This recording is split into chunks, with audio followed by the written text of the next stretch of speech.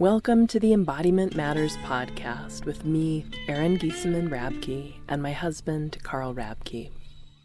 Embodiment Matters is an ongoing, rich conversation about what it really means to be embodied and why and how embodiment matters so much in our daily lives and in our modern world. You can find out more about our wonderful guests, about our work. You can sign up for our newsletter and find out how to become a supporting member of our podcast online at embodimentmatters.com. Hello, this is Erin here, and I'm delighted to share this episode with you. I had the pleasure of interviewing three of my teachers. Collectively, we call them Mumoko, but really their names are Mutima Imani, Molly Brown, and Constance Washburn. And they are three teachers who are facilitating the year-long training that I'm doing to become a facilitator of the Work That Reconnects, this totally gorgeous, wise, timely, beautiful, and ahead of its time body of work, which was brought forth originally by Joanna Macy and is rooted in deep ecology, Buddhist wisdom, and systems thinking. And it's just amazing. I love this work so much, and it just feels like such a gift to the world during these times. So I'm delighted to talk to these three wonderful women. I think I said this in the episode, but I sometimes think of them like the three-headed goddess. They work together really beautifully and just embody this kind of humble learner. What do I want to say? I just really appreciate their orientation, even though each one of them are just a phenomenal teacher and elder in their own right. They're also very humble and human and just delightful. So in this episode, we get to speak about what the Work That Reconnects is, what the three stories are. You'll want to hear that, and introducing the Great Turning, how this work impacts them personally,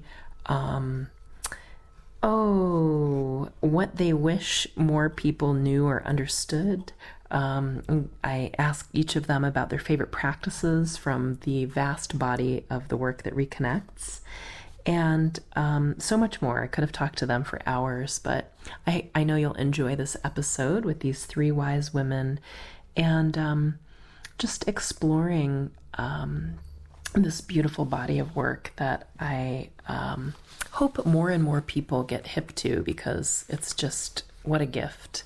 So in the show notes on our website and wherever you see your podcast, I'll include information about where you can find more on each of these women, Mutima, Molly, and Constance, and also the Work That Reconnects network. And that website, where you can find out so much about facilitators and practices, this work is held in an open source way, so it's very generously shared, and you're welcome to dive into it.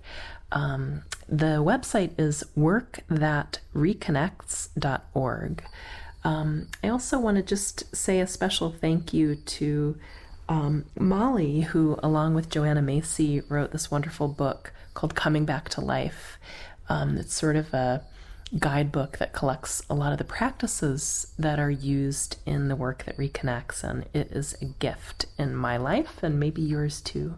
So I also just want to say thank you again so much to the supporters of our podcast. We are so grateful for you. Our ask for supporters is just $2 a month if you value these conversations and these, voices of wisdom in the world going crazy today.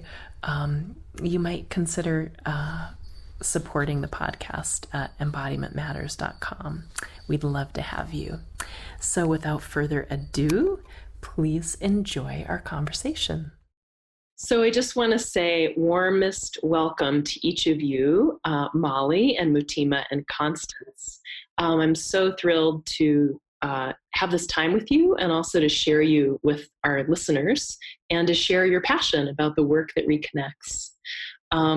I would love to start with a question for you, Molly, to speak a little bit about the basic overview of the work that reconnects for people who aren't familiar.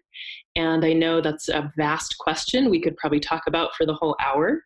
But if you can say a little bit about what the roots and branches are, or however you describe that to people. Okay, thank you. It's always like, oh no, the elevator speech. What's the what's the essence of the work that reconnects? Well, Joanna Macy is considered the root teacher of the work that reconnects, and she draws on many traditions, and also many people have contributed to the work in relationship with her or even on their own.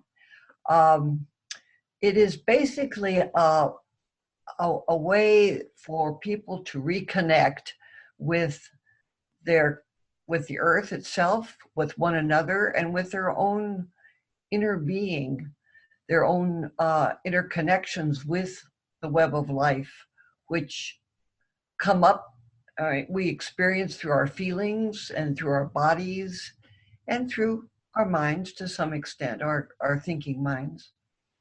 But the work enables us to get past all the social conditioning that says, oh, let's not talk about depressing things, and let's not talk about let's not talk about politics, let's not talk about spirituality, let's keep everything superficial.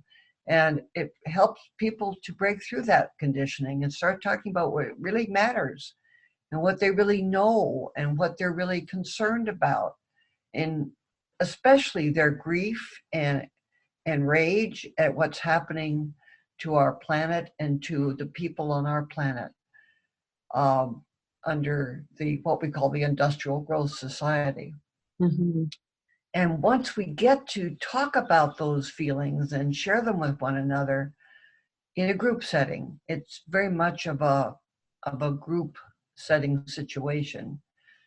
And you find out, oh, gee, other people feel similarly, or they feel passionate about something different than I feel passionate about, but still there's passion. And that enables us to start seeing the world with new eyes, we call it, and seeing one another and seeing ourselves and our relationship to the world. And then find the way that we are each called to take action on behalf of life. It's not like there's a prescription of this is what you need to do, but rather we find within ourselves what it is we're called to do on behalf of life. So it leads to active action, but without a prescription of what that action should be. It's beautiful. How's that? It's great. Thank you. We'll keep unpacking it through the conversation too. Yes. So, about a little history. Yeah. Do you want to talk a little bit about the history? Sure. Molly's better at that. Yeah. It's been developing over the last, 40 years now? Very much involved in the very much concerned about nuclear radiation plants, etc., both energy and weapons, and began working in that field and discovered, well, there was something called the Movement for the New Society, and they were doing similar kinds of group practices of sharing and so forth. So she drew on that. She also has a background in Buddhism, and some of the practices we use are based on Buddhist practices. But it's like wherever things can be drawn from. So there was a group called Inner Help that was meeting in the 80s and starting to develop this work. And then other groups, at first it was called deep ecology work because it had to do with the idea of that it wasn't just scientific deep scientific ecology, but our own inner deep sense of relatedness to the larger world. And then later it became called the Work That Reconnects, because the deep ecology was maybe too general a term. We wanted something a little more specific. The first book came out in '86, I believe, something like that, which was Despair and Empowerment in the Nuclear Age. But then it was rewritten, co-authored by me in 1998, Coming Back to Life, which was, and I can't remember the subtitle, frankly, of the first book, but then we revised it fairly radically in 2014, and it now is called Coming Back to Life, the update guide to the Work That Reconnects.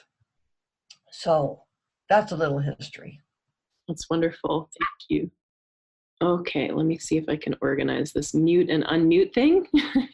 So my next question is for you, Constance, about, seems like a core, at least in my understanding of it right now, is of the work is about the 3 stories and also the spiral. And I wonder if you can talk a little bit about that. Yeah, we all live in stories. I mean, stories are incredibly powerful things.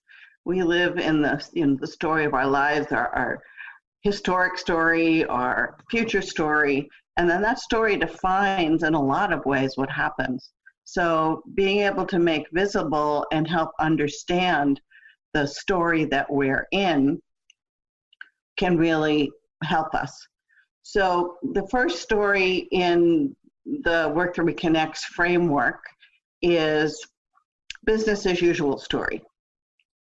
So the way that's defined is it's the Western capitalist, monetary, white supremacist, colonizing power that has become so much of a presence on this planet, and has been causing a lot of the Work That Reconnects,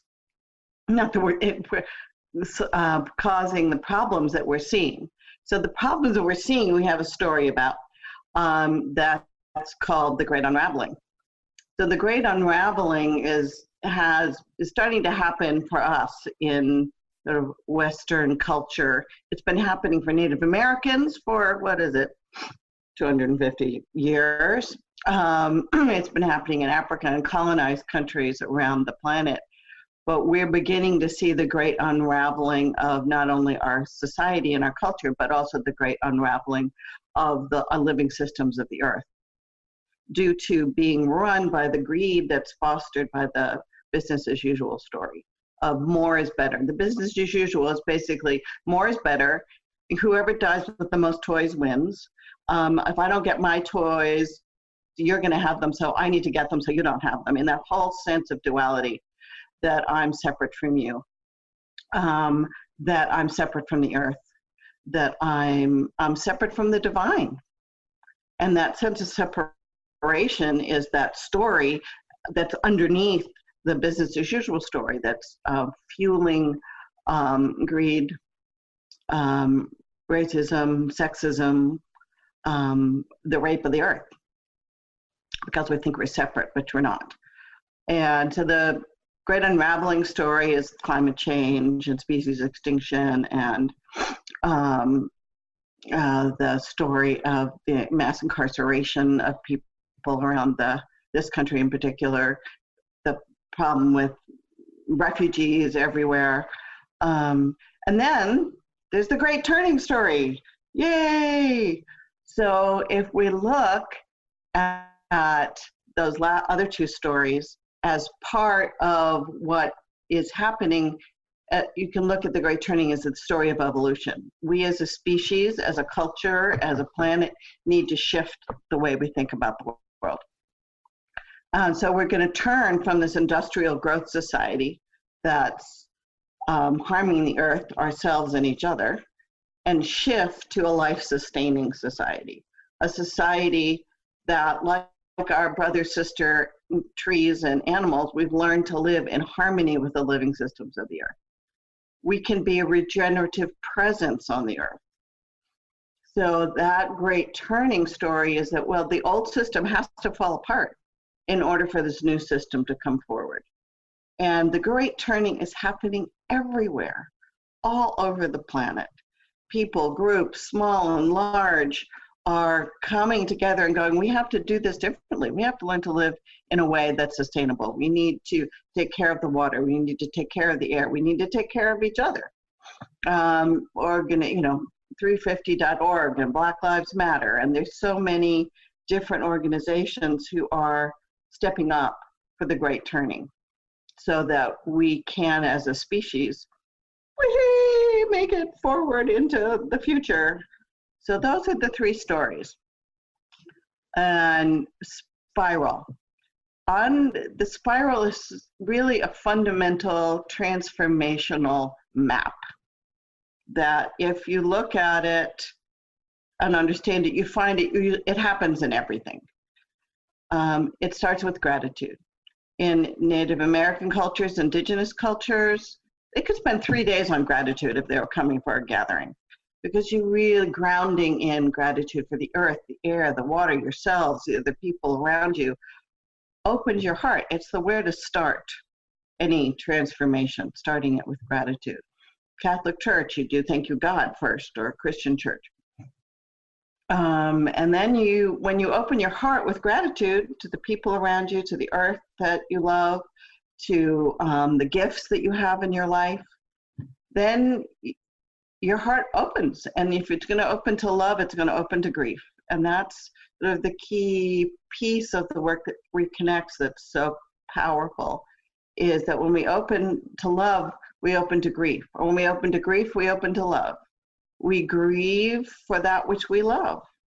So the second step of the spiral is honoring our pain, acknowledging the grief, the fear, the rage of what's happening, not shying away from it. If we shy away from it, we avoid it and go to the movies and have a drink, and then business as usual wins. So if we honor our pain and realize how much we love this planet and we're grieving for it, then that can open our hearts to the love and the passion that allows us to act. And then the next one is seeing with new eyes. So once we come through the honoring our pain, we see that I grieve for the earth because I am the earth. I grieve for the people of color incarcerated in this country because I am them. I grieve for the trees being cut down because I am them. So we shift to a new consciousness of understanding that we are one, and then we can start seeing institutions and the structures that keep us separate. And that dismantling those structures is so important, and creating new structures for going forward in a new way. Community banks, communal living, co-housing, permaculture, I mean, all those things of how do we live differently. And then we go forth. We start doing it. So that's the spiral, which is that was sort of the long-winded spiral. Sorry. Get going. So thank you. Oh, thanks for sharing. It's gratitude, honoring our pain, seeing with new eyes, going forth, rinse and repeat. Yes, rinse and repeat. Yes, definitely. The rinse and repeat is important. Yeah. I just want to say, having worked with gratitude, embodied gratitude practices historically, they're so powerful in changing my experience of the world, and then having worked with grief and grief tending in community, as soon as I was introduced to the spiral with those added pieces, it just like, oh my God, this just makes so much organic sense. It's just a brilliant process to do personally and in a group together. Mm-hmm. So thanks for speaking to that. I really love that. So Mutima, I'm going to unmute you. And I just want to say, I remember when you were here in Salt Lake City teaching in January, and just joyful, heartful energy when times seem dark, and say, I'm going to tell people there's a great turning happening with so much joy about it. I would just love to hear anything you want to say about how this work is helping you during these crazy times. It's particularly, I don't even have words for it. We all know it's crazy right now. How does this help? I think it helps not only me, but other people, that to be able to, in these times when things seem so crazy, to be grateful. It brings the mind into focus that it could be that the sun is still shining, that there's love in my life.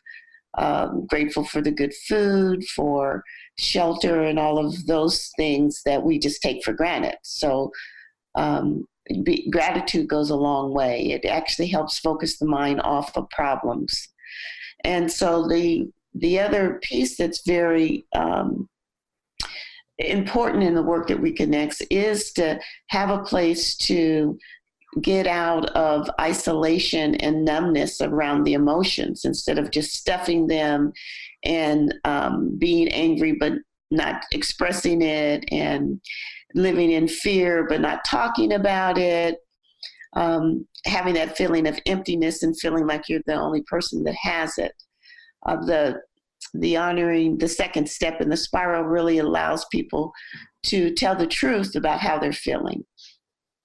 And that's like therapeutic, it's healing, it's uplifting, and it actually allows people to come unstuck and get back in the action in their own lives. And so it's very important at these times, especially because we live in a society that says, oh, don't cry, don't get mad. What's the matter with you? Why are you thinking like that? Just, go shopping.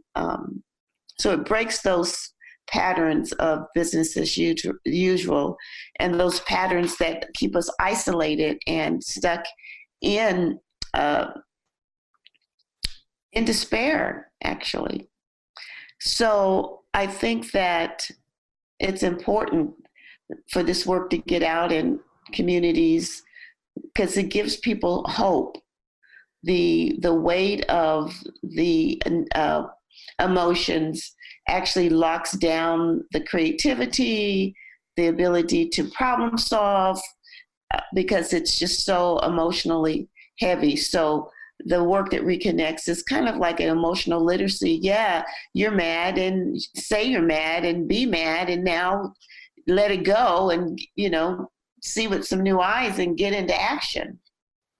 So it's almost like the work allows people to, and definitely in my life, it's allowed me to let go of the trauma that has me stuck in a mindset, to really get back in the ball game of life.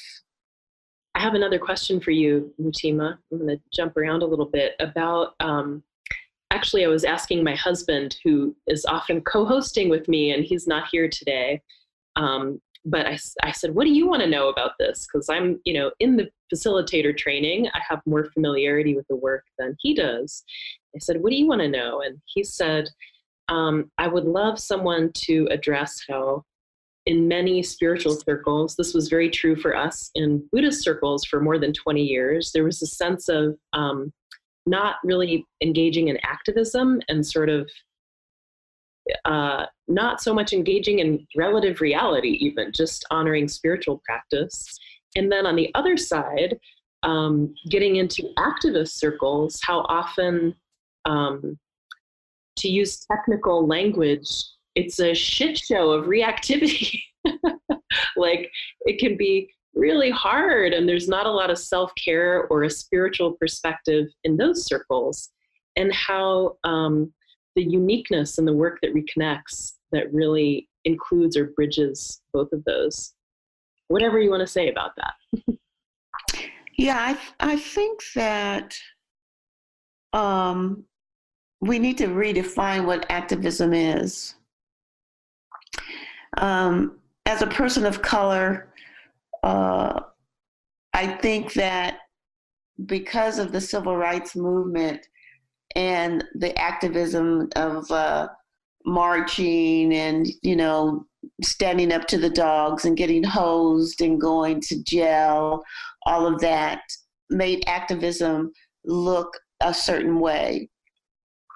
And so, but the relative reality is that if you in your own life are not speaking to your sister or your brother, or not talking to your neighbors, or having bad relationships with your coworkers, your activism starts there. And so, and what we see now is like the marches that have been happening. And, I know this is very controversial and everybody doesn't think this, but it hasn't made a damn difference. What has it done for the women to all gather and have pink pussy hats on their head? The kids at the border are still in cages. So we need to redefine what activism is. And we need to stop thinking that just because we vote and just because we march, that we've done our part. We really need to redefine activism and put some action in that word that really would make a difference. And so I know that I'm really on the edge of radicalism when I talk about that. But just talking and just marching is business as usual as far as I'm concerned at this point. So, the thing is that if we could get out of our emotional drama and really think about, especially as elders, what really needs to happen to make things change. And I'm really thinking about the border situation now, because if those were little white kids, it would be totally a different thing. So it's like activism could be working on your internalized oppression. It could be looking at your internalized racism, your implicit bias. I mean, there's all kind of steps, and we miss the small steps, so we can't get to the big steps.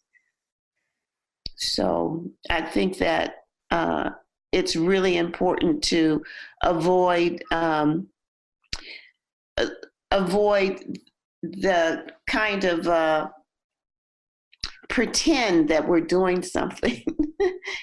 And we need to put our minds together, because I don't know the answers to what are the next steps, but the way that we're doing it isn't getting traction enough for the things that are very, very important. So I don't know if that helps, but. Yeah, it's good. And it's hard with the border situation. Molly, let me. Yeah, I just kind of wanted to chime in on the spiritual aspect of the activism. Your question had to do with activism and spirituality, and I live in Mount Shasta, California, which is sort of a spiritual center, and I see a lot of people who just want to get kind of high spiritually and not deal with the kids at the border, not deal with what's actually happening. And so there needs to be a balance so that we do feel connected. And I know the theme of your podcast is embodiment. And for me, spirituality has to do with my connection to life on Earth. It's not floating off the planet somewhere. It's being right here. My church is the forest, going into the woods and connecting with trees. That's my church. I meditate best when I'm outside. If you can qualified meditation is better or worse, but anyway, which I don't think you can. But I just feel more connected when I'm out in nature. So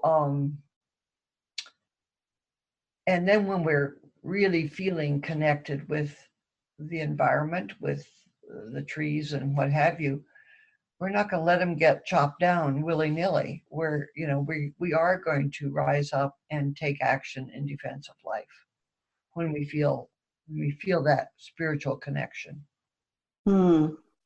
I was going to add, number of years ago, I am in a community Dharma leader training program, and my whole bent on Dharma is how does the Dharma serve life on this earth? And I went on a bit of a rant about, what we're doing to the environment. And my teacher said, she really broke me across the collar. She said, careful. What you have to remember that we're not separate, and that our greed, hatred, and delusion, our fears, our egotism is what we're creating out there. That's a reflection of our minds. So in that, the society is a reflection of our collective minds. If we don't change that collective mind, we're not going to change what's out there. So it's a two-way street. Right. And also, as Mutima said, if we're not making some actual action out of the changing the mind. Right. Just sitting on the cushion doesn't do it either. Right. Yeah. Yeah. It's big. I keep thinking of Michael Meade, the mythologist, who frequently says, in any crisis, you have these two choices. You're going to get bigger or you're going to get smaller. And work is certainly inviting us to get bigger, and not just in one direction. It's a real invitation to evolution, and I really appreciate that. Let's see. So I would like to ask about, there's I have it written to ask you this, Constance, and anybody is also welcome to chime in about, I feel overwhelmed just even bringing words to this question, So the IPCC report came out almost a year ago, not quite a year ago, where they said you have 12 years to really turn around carbon emissions or life will be untenable on Earth. And some people say we have way less time than that, and time is passing, right? And for good reason, people get really freaked out when they hear that, and often get smaller and check out, right? So one of the things that's often talked about with regards to the Great Turning is that we don't know if it's going to work or not, but it's worth doing anyway. Can you say something about that? Yeah. As a Buddhist and having taken my bodhisattva vows, my commitment is to ending suffering. And I talk about this in groups. It's so hugely overwhelming, and to take as brave steps as you can to be you don't want to be the cog in the wheel, you want to be the thing in the wheel that makes it stop rolling. How can you be a part of dismantling business as usual and creating the Great Turning? And for each person, that's going to be different. And when I get up against a choice that I don't know what to do, I go, okay, what can I do that will relieve suffering? What can I do that will have an impact on the least of us? As Gandhi says, in every action, consider the least among you and how that would affect them. So thinking about what my actions can be to further the Great Turning. And hold that big picture, because that's what we need to understand ourselves as part of a whole living system. And our not understanding that is causing a lot of problems. But like politics, all activism is local. I mean, business, as usual, is happening on this global scale, as well as our atmosphere and our climate and our water and everything. So we have to understand that and say, okay, what action can I take where I am that will affect that? I had, it's like think globally, act locally.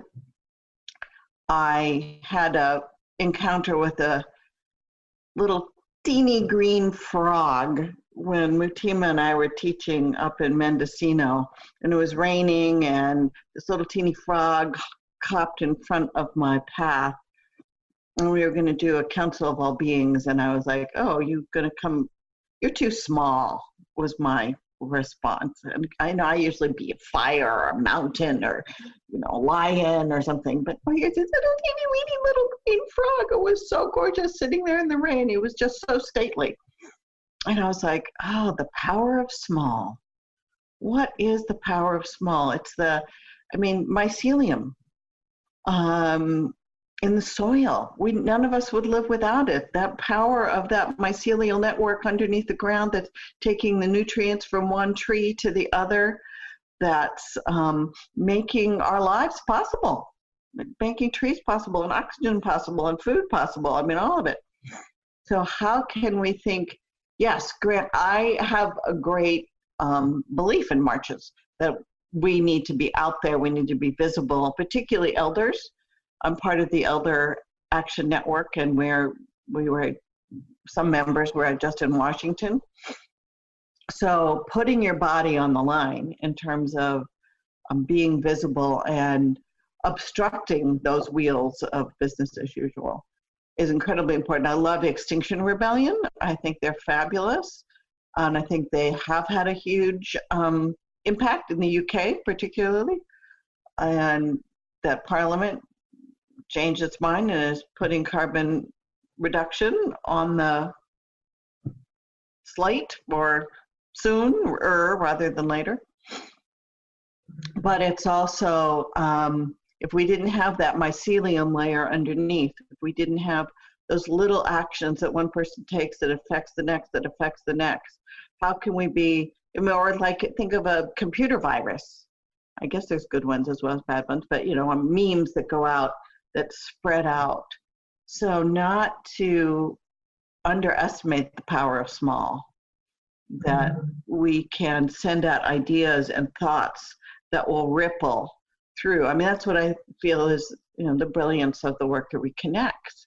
The concepts and ideas are rippling out around the world in so many different ways, helping activists work through their grief and pain and anger to be more effective, and helping people who are trying to figure out what to do to find that place. So I don't know if that totally answers the question, but there you are. It's great. So Molly, I want to ask you a question, and this is another one where I invite anybody who wants to jump in also to feel free to do so. Do you ever think like, I just wish more people understood something, fill in the blank? What do you wish?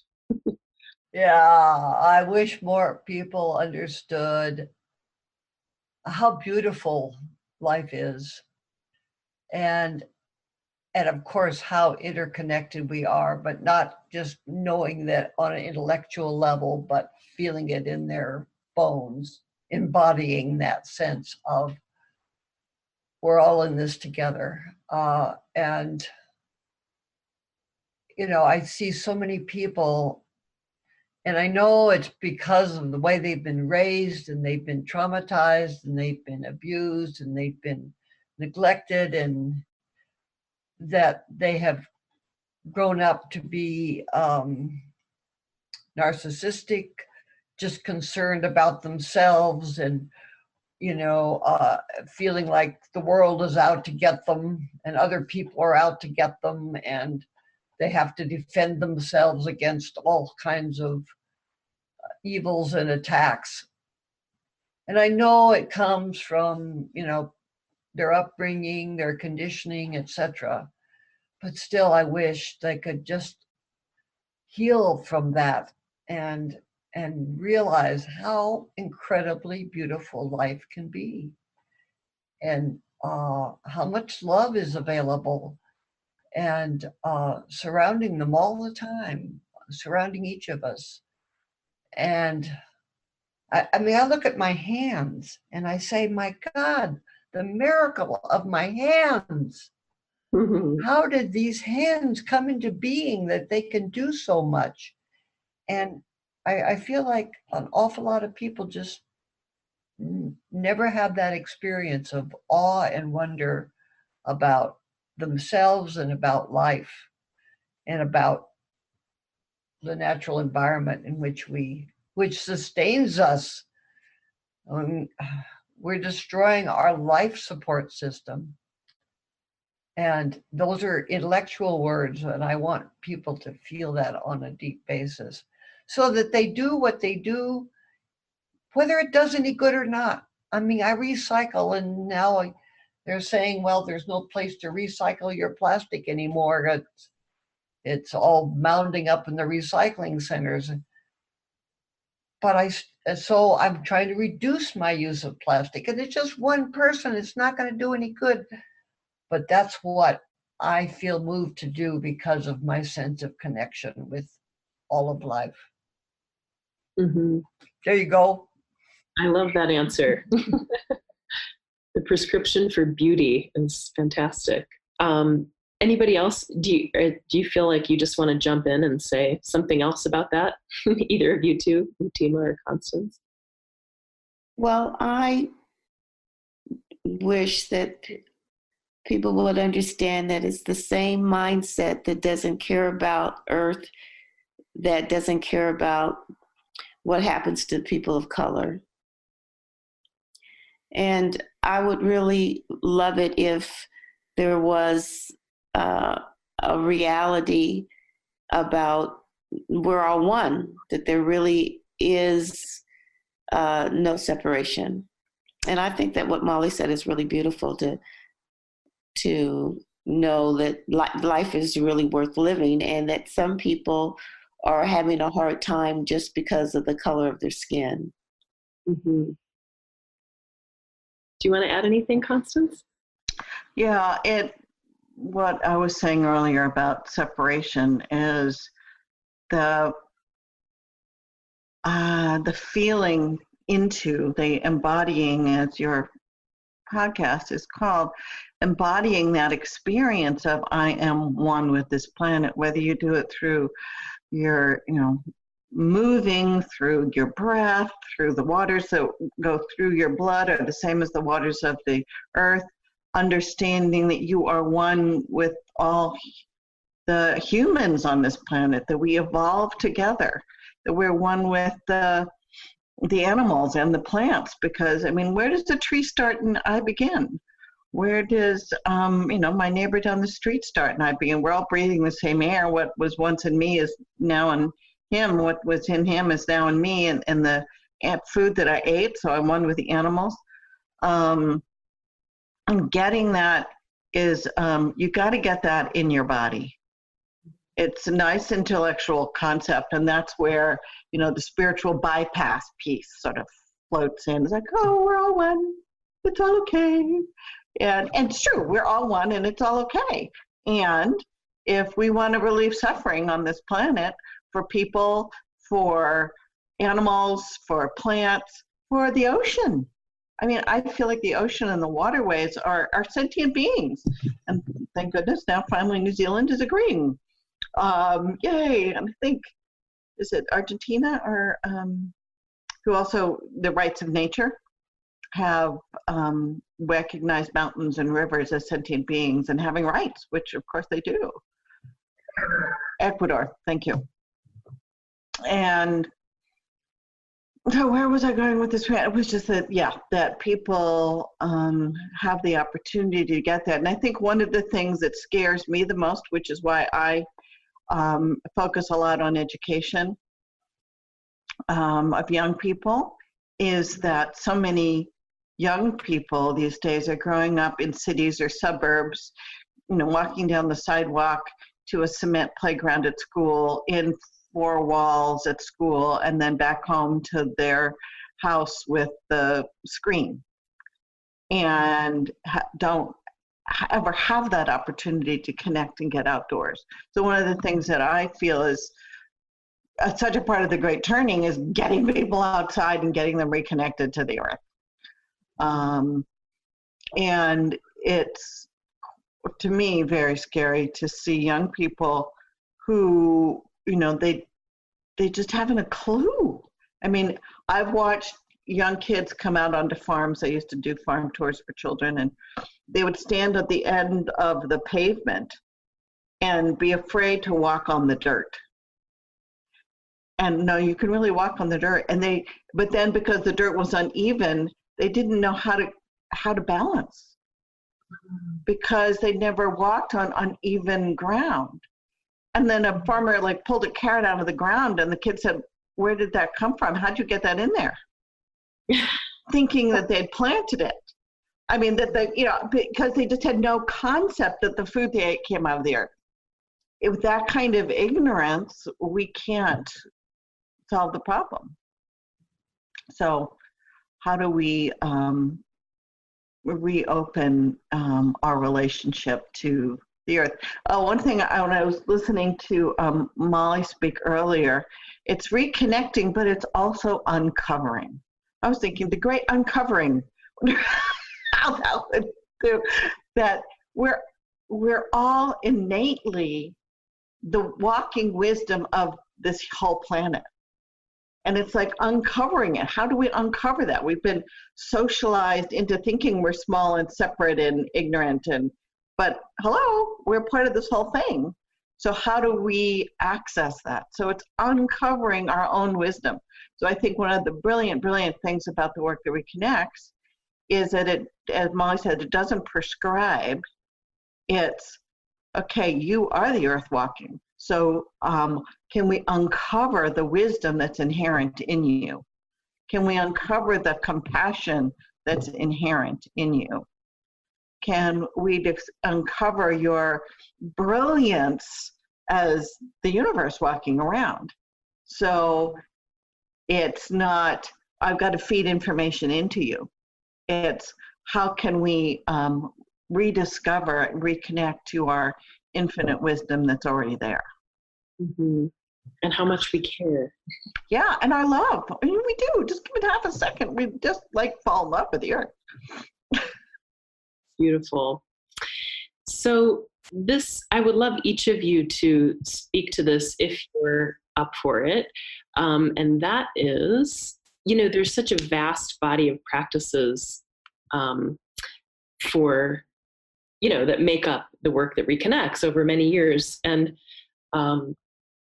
I know it's hard to choose what's a favorite, but do you have a favorite, or could you, give a brief description for people who are, haven't yet experienced the work of what's one practice or process that you love to bring to people? Yeah, Molly, go ahead. Well, I think of open sentences, one of the most powerful practices, and it's something that actually can be used in almost any situation as a standalone. And what it is usually in dyads, but you could also do it in groups of 3. Each person is given an open sentence, such as, when I look at what's happening in the world around me, I feel. And then the person fills in the blank, says, I feel upset, or I feel happy, or whatever it is. And then goes on at some, for a couple of minutes. It's not like you just finish the sentence and stop. You continue on in that vein. And often the open sentences will move through the spiral. In other words, the first one might be something about something I love about life is blah, blah. And the second one could be, when I look at all the destruction that's happening in the environment, I feel, or, and then it could be a new insight I recently had about life is, anyway, part of the reason it's an open sentence instead of a question is really important. A question kind of implies there's a right answer. What's the answer to the question? An open sentence is like, just get you started, and then whatever flows out of that is what flows out. It's very inviting. And often when we do this practice, people will speak for a little while, and then they'll pause, and then they'll say the sentence again and see what comes the next time. So anyway, it's one of our very most basic practices, and you can focus it in any direction, or you can do the whole spiral or whatever. You could have 4 sentences on honoring our pain, for example. But I just continue to be amazed at how powerful that simple thing is. Beautiful, thank you. Mutima, do you have a favorite? I do. I like dismantling the ego. And because it gives people an opportunity to look at what's in their, what do we believe? What is the ego saying that keeps us spinning out and not focused? And it could be something that somebody said from childhood that's stuck, like, oh, that's really true for me, and so I can't do this. But it's a really fun, it could be fun. And so what happens is people say, okay, this is what gets in the way, and I'm no longer going to deal with it. And so you draw a picture of the ego stuck where it's at, and then you shred it up, and people cheer you on. So that's the one I like. Great. And it's about like what gets in the way of engaging in the way Yes. you're about, right? Yeah. Keep you from doing what you say you want to do. Keep you playing small, what gets in the way, that kind of. That's important. That's beautiful. Thank you. How about you, Constance? Okay. I just want to say doing the dismantling the ego with Mutima is such an incredibly joyful experience. Yes. Because it's like, yes. And just everybody being able to come together and cheer and encourage each other to rip up that ego and step into their bigness. So those are the practices that I love, are the embodied practices of sort of stepping into your bigness. Perhaps my most favorite is the Council of All Beings. I was hoping where about that. you go out. You can, if you're in a place where you can go outside, you go outside and you ask the natural world, who wants to speak through you? If we're coming from the assumption that we are the earth walking. We are one with this whole living system, that we have access to the wisdom, the knowledge, the insights, the capacities of water, of mountains, of squirrel, of mycelium, of elephant, of all life. So that we have the responsibility, if you will, to speak for those that don't have voices. So we go out and we ask, who wants to speak through me? And if you can also do, I think the first time I did it, I was at night in a small room somewhere, and someone played a drum, and we did like a drum journey, and you ask that question, who on earth wants to speak through me? So you don't need to have to be outside in order to do it, because again, we're not separate. That connection is always there. So it's just like, and you can access it in an instant. So you go out and you ask, and then you come back with whatever being has decided to talk through you, whether it's a redwood, a mountain, a river, a microbe, an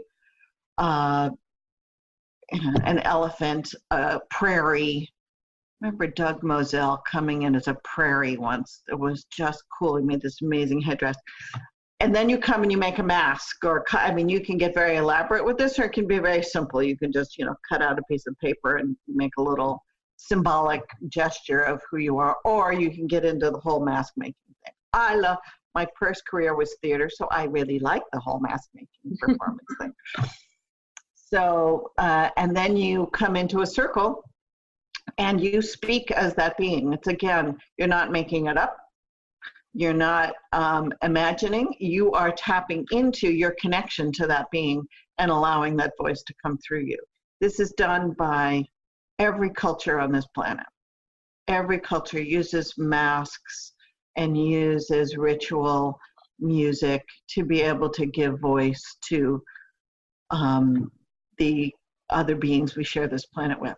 I think of Native American and African and Asian. Every culture has ceremonies where they use masks and they speak as non-humans. So it's a great tradition. And then we come into council and start talking about what's happening in the planet.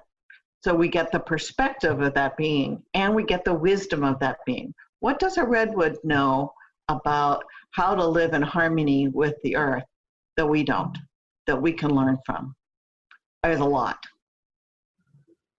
So, and my little froggy, I'm writing a whole thing about what that little froggy has been teaching me about being small, about not having to, have your dismantling that ego.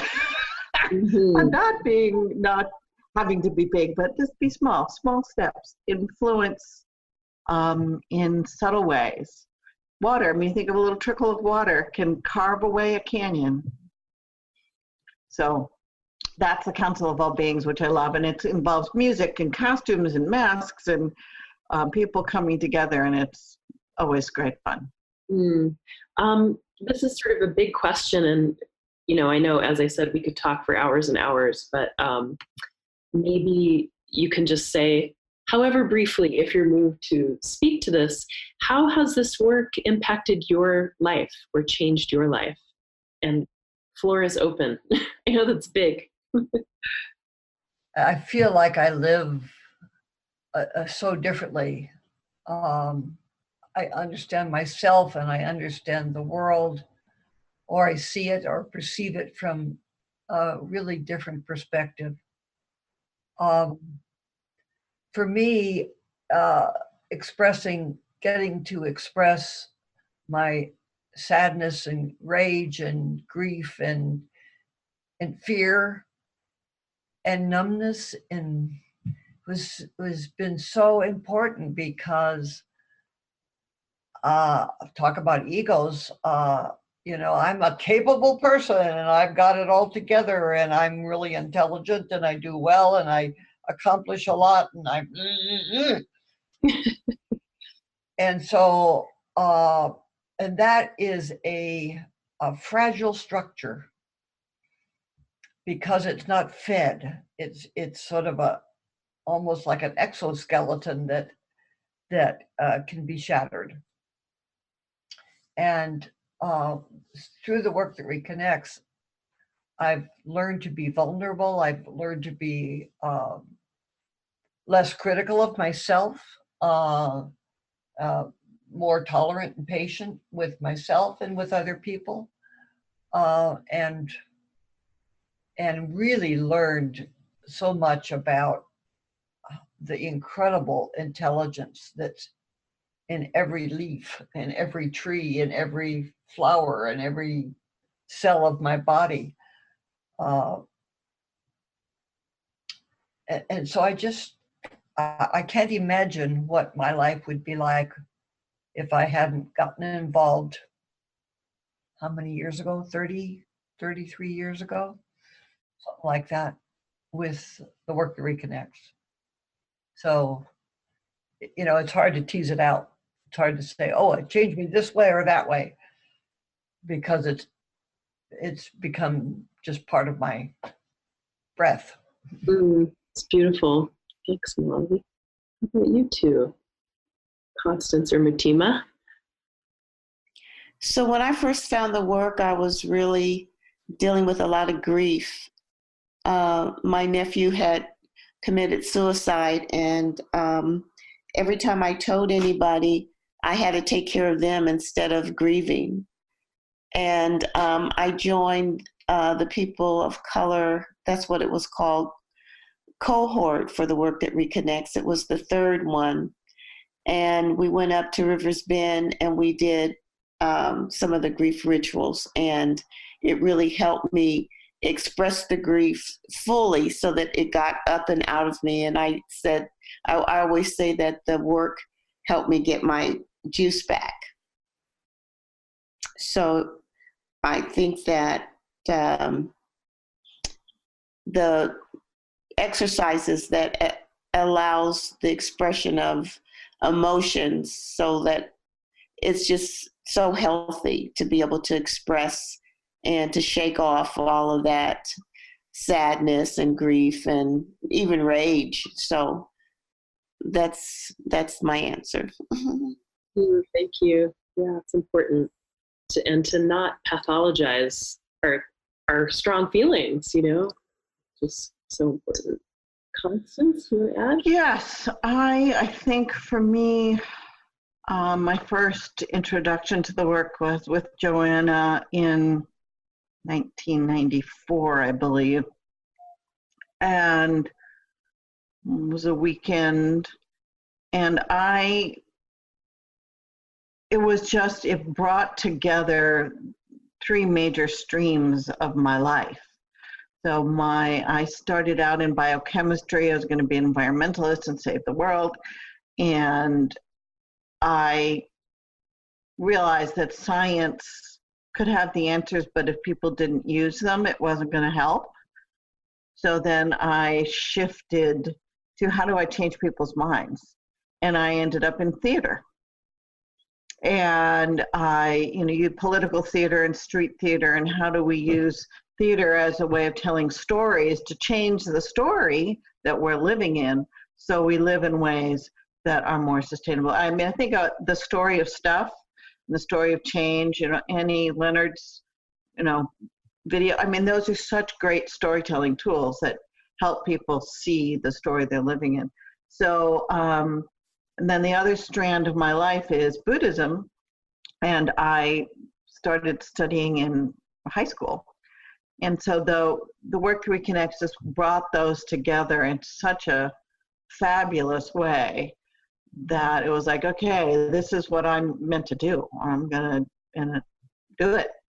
So woven it into all the work that I've done, whether it's with the Land Trust and education and training teachers, and then in the last 6 years, really focusing full time on doing the Work That Reconnects and leading retreats and leading the facilitator development program.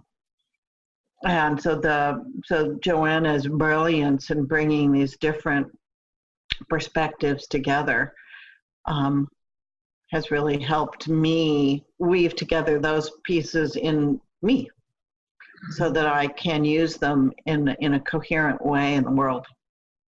Mm-hmm. I relate to that very much.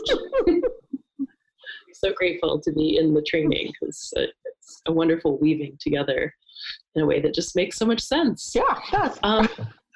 It really does. I would love to ask, and anyone can jump in on this, and you're each welcome to if you want to. So in one of our facilitator training calls, we got to have Joanna Macy present in May, back around her 90th birthday. And she said, as I said, I keep thinking about this moment that happened. It really impacted me. And she said, there's some other activist who's been in this work a long time who I really respect. And she said, this climate crisis is the thing. I want you to drop whatever else you're doing and focus on that. And so I'm just sponging up anything Joanna said. I was taking that in. And after a few breaths, she said, I hope you don't believe that. Meaning, I think, she was inviting just the importance of having multiple responses and many versions of the great turning. What comes for you when you hear me say that? I hope you don't believe that piece. Because I want people to hear that, it's like, I just keep talking to so many people who feel hesitant to step in to reading or learning or looking at the crises that are happening because they think they should know what to do, or they think they should drop their life and focus on carbon or something, So what does Joanna mean when she says that? I think she means, she's a systems thinker, and that's one of the things that I've most valued and learned from her is systems thinking.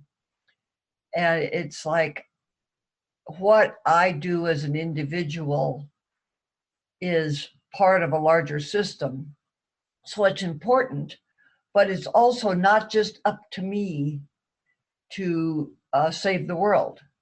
What a relief. That's a kind of egotism in a way to think, oh, I'm not doing enough, as if I was it and I was the only one that was going to save the world.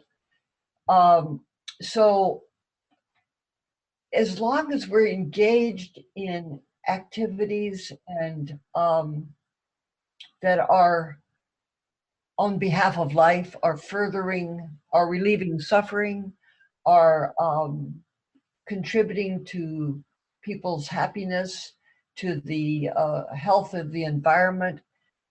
Yeah, climate crisis is huge. And the people that are called to be really focused on that, bless them, bless them. We need that. But we also need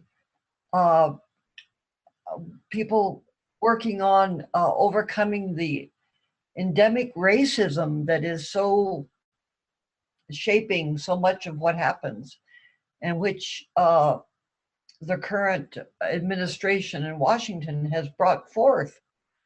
It was always there. It's not that it wasn't there. It was just buried. It was out of sight. And in a way, it may be a good thing that it's now so visible. That's very complex. I don't really mean that.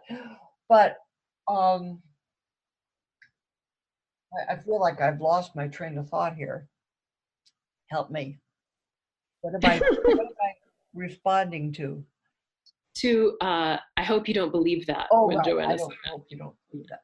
So I think what she meant was everything that we are doing in any particular area of effort is of value. And it's all part of the larger transformation. It's all part of the great turning. It isn't just what we think we're doing for the climate. Overcoming the racism in our society will do hugely for the climate. It's all part of the same effort. It's all part of the great turning. Beautiful. Mutima, one of the practices that we do is this bodhisattva vows. Is looking at ourselves as what is our mission on earth, imagining that we are born and we step into our lives as a reflection of the purpose that we were born into. And that can be problematic in terms of, I've got some reason. But if you think about it again, I always go back to forests these days, is that in a forest, it's not just the big trees that are important. The little trees are important because they're going to grow into big trees. The mycelium is important because it's carrying the nutrients.